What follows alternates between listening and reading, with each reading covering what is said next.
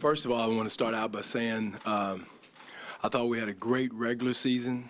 We were charged as far as changing the offense, revamping the defense, and I thought we did both. What were we, third and I think fourth in both areas? So I thought those adjustments were great by our staff and the players. The buy-in that the players had were unbelievable. Our challenge and charge, for the organization now is to move from regular season to the playoffs, and that's something that a lot of folks have run up against Cleveland the last few years and had the same challenge, and went down the same way. I think it's 5 teams that had multiple downfalls versus Cleveland or LeBron James or whoever he's playing for in the last few years. So that's the challenge. That's the gauntlet we got to get over. That's the mountain that this organization has to climb, and there's a lot of history as far as that's concerned over the years. I think everybody's seen the same history with Michael Jordan, and that's what we challenge with. And I would say the improvement from playing those guys the last few years and the luck of the draw of drawing them, the improvement is getting closer. And that's the encouragement, the motivation our guys should be upset with going home over the summer, is to see how close it is. The margin of error is very small, but and still I know they made huge strides of getting closer to knocking them down, and they're right there. So with that said, I open up to a question, but I just wanted to make sure we said that. Also thank management and ownership for the resources they give to the team, to the organization, to make it the first-class program that it is. It is a first-class program, and we're all committed. I've been meeting with Masai the past couple of this morning and yesterday as far as talking about the future and the team and the direction. And we're all on the same page from that standpoint, looking in the same direction of building a championship. Again, we've had improvements over the last 6 or 7 years of getting closer to that, and there's no shame in that for me. It shouldn't be for anybody, and I can understand our players being upset by getting knocked out because we had bigger plans, but still they have nothing to hang their heads about, or maybe for individual players it's a wasted season, but for our team and our program it's not a wasted year, because of the fact I thought we made great strides in changing the style of play, the number of wins. When we get bored by winning 59 games, I think sometimes our expectations are unrealistic, but I thought that our players reached that, and now we're talking about championships, which should be everybody's goal, but I do know that's a goal that we have acquired here and a bar we have raised here, and I understand that. Dwane, you there, but I'll ask, do you expect to coach the Raptors next year? Well, nobody's told me any differently, and until they do, I'm still here, still fighting, still scratching, still meeting with players, and that's all I can do. They haven't changed my key lock or whatever. The door still opens. But have had some meetings with Masai and talking about what we can do better, what we can do better next year to get over the hump. So until that changes, I'm still here. Have you been given any assurances, Dwane? No, we haven't even talked about insurance or uninsurance. So those type of things. So. Would you expect a vote of confidence when accomplishments are very high for this organization? You've done things that no one else has ever done. Coach of the year from the Coaches Association, to be proud of. Do you expect a vote of confidence? No, I don't expect a vote of confidence. Like I said, I'm still here, Nathan. Nobody's told me any different. So I've been approaching my job as I've read all the articles and texts and all that stuff. So I understand what's being said. I'm not in the blind or dark, but I haven't gotten looking for a vote of confidence or anything like that, because no one has said anything different. Congratulations on your award this morning, by the way. But you've been around business for a long time, and when rosters get kind of, it gets harder and harder to flip roster pieces around until they do Well, you can always look at it that way. I don't, does Popovich have a different voice every year? What's going on with that? I think consistency and continuity is something that is lost in translation sometimes. And I think the way we do it with, our offensive coordinator and defensive coordinator changes the voice. We change our voices as far as scouting reports, so it's not like I'm doing all the talking all the time. And so we're very creative as far as to make sure that's fresh and upbeat. I know you guys hear me all the time, and you probably get tired of me. And, but we try to keep it fresh from that standpoint. But, I think continuity in the NBA, you look at the successful teams and programs. And, again, I'm not sitting here, begging or pleading because, believe me, sun's going to come up tomorrow, and I'm going to be excited to get up tomorrow morning. But, the continuity and consistency is huge. In the little bit of time that you've had in the season, you said you were talking with Messiah about change. Did you come to any conclusions at all?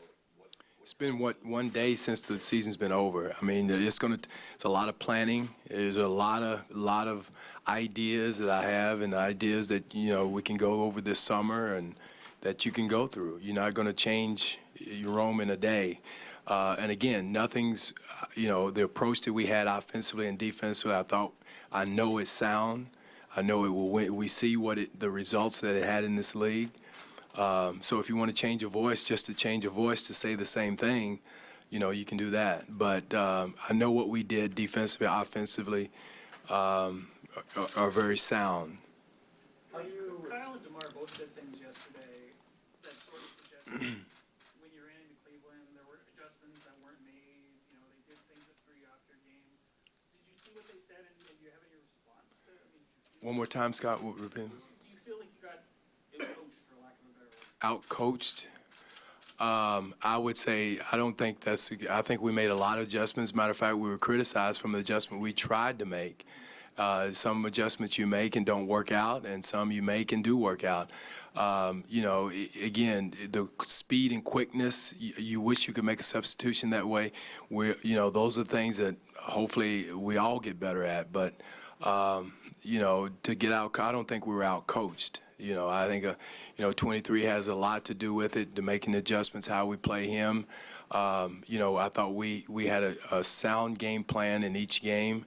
There's adjustments you look back and you wish you could make in certain situations. I know some of the obvious ones are there. But there's always things, Scott, you can look at and say, well, I could have done it here. But that's in every game. Every coach goes through that. I'm sure Ty Lue did all that. And again, that's where you want to look at and improve as a team, as a coaching staff. Some of the suggestions coaches make and not make, and the ones I take and don't take, you always, question that and look at that. And believe me, our coaching, we have one of the best coaching staffs in the league. And, that you get upset when you say you got out-coached. Now, did we make enough adjustments? You always question that as yourself. And that's something you look at as a staff to get better at, and I do the same thing every year, every summer to do that. But I don't think it's a point to get out. I think Ty did a great job with what he had to do to try to cause the mismatches, and we tried to do what we had to do to try to match those situations.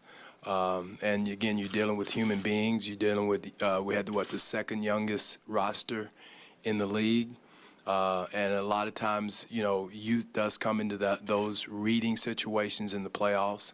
So, those things you take into factor when you look back and analyze, and that's something that will do the rest of the summer. Look where we can get better, what we can improve on in-game adjustments, or whatever the situation may be. You always look at that, but I don't think that maybe you could look at one or two instances I wish I could have done differently. But it wasn't from a lack of all of our research, the input the coaches have of making those decisions. It wasn't just a flippant decision. Coach, Giannis after Game 4 said that it was more of a mental hurdle than specifically a basketball thing. That DeMar sort of alluded to that yesterday as well. What do you think they meant by that, and do you agree? Well, yeah, I do agree. I think when you get to this level, the semifinals of the conference, and the conference finals and definitely the championship. The mental toughness, and I think mental toughness comes from experience of getting knocked down over again. I know it doesn't sound good, but you look at all the teams that had to go through Chicago and the battle scars that they got. We were one of them in Seattle, and you could just see the mental toughness that developed from that. And again, that's why I said too, Josh, the difference between last year approaching Cleveland and this year, is the gap is closing, and again, it takes time to build those type of winning championship teams and that type of confidence to beat the so-called champion. But that's where the mental toughness part, I think, was what he's talking about. I think that's what it is building those battle scars and going through the fire and getting hardened a little bit and understanding, I've been in this situation before against Cleveland or whoever it is, and being mentally tough to understand it and to be able to handle it. And that takes, like I said, we were the second youngest team in the playoffs. And to be able to handle some of those situations, you've had to been there before and had the mental toughness to handle it. What's a different team this series against Cleveland as opposed to last year? Well, the belief and, like I said, the mental toughness I think we've developed over the years, the consistency and continuity we've had together. I thought going into the series, one of those 11 shots goes in. I think that takes your mental toughness and confidence up to another 2 levels. But again, if close doesn't count. But I think that's another mental hurdle that I think that would help us if we could have got game 1. So now you go into the game 2 or the second half of game 2 with a different personality, a different belief, and different level of toughness. And because it's a small margin of error of beating them. When it's 4-0 and 4-0 again like that, how do you convince the guys that that's still progress? The what now? The 404? Well, again, you have to go through it. I think we're, those things you have to continue to believe. Again, there's a huge gap I think we closed between the first 4-0 and the second 4-0.